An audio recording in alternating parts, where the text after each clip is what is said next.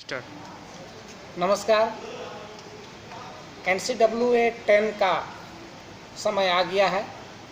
1/7/2016 से NCWA 10 का period शुरू हो गया है और पीरियड शुरू होने के साथ ही मजदूर नेता लोग मजदूरों के हित के लिए मांग पत्र तैयार करने में लगे हैं।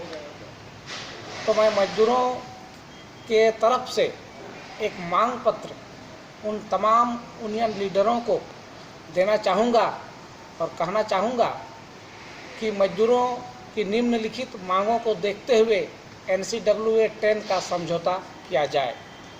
देश के तमाम कोयला मजदूरों की तरफ से जो मैं मांग पत्र JBCCI सदस्यों को देना चाह रहा हूँ, वह निम्न प्रकार है।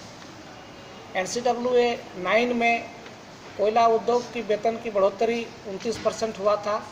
इस बार ये उद्योग की बढ़ोतरी 35% बेसिक का 35% समस्त वेजेज का बढ़ोतरी होना चाहिए।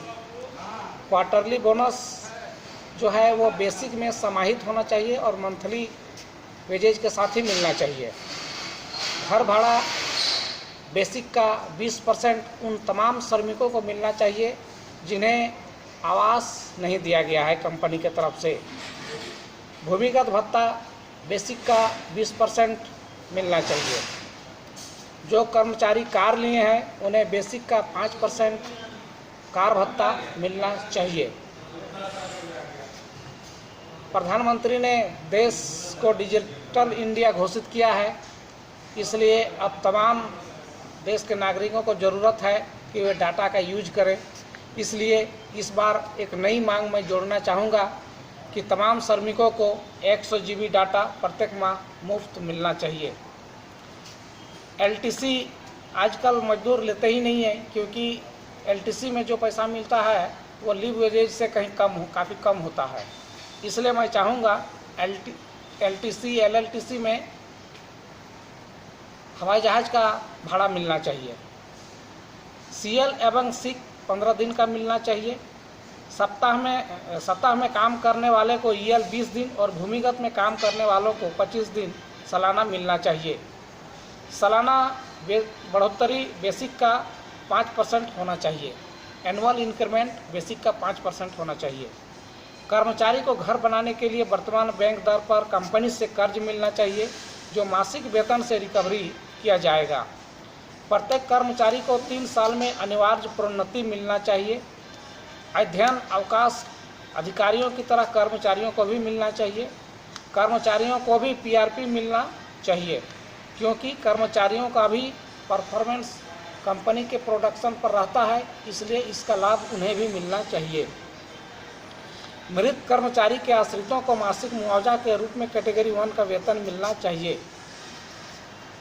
साल में 30 दिन का छुट्टी का पैसा तब्दील होना चाहिए।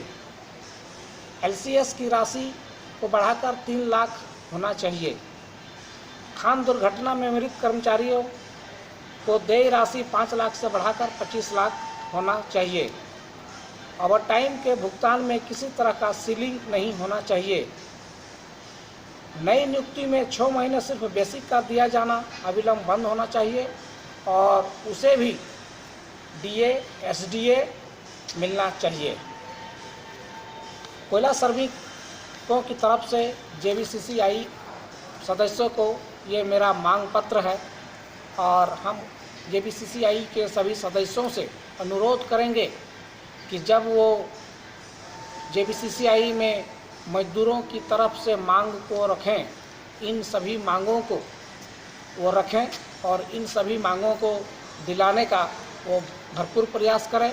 हम सभी कोयला उद्योग के मजदूर JBCCI के सदस्यों के साथ में हैं और इन मांगों को प्रबंधन के द्वारा किस प्रकार मनाया जाए या किस प्रकार राजी किया जाए, इसके लिए सतत प्रयास JBCCI के सदस्य करें। मजदूर हमेशा उनके साथ है। नमस्कार।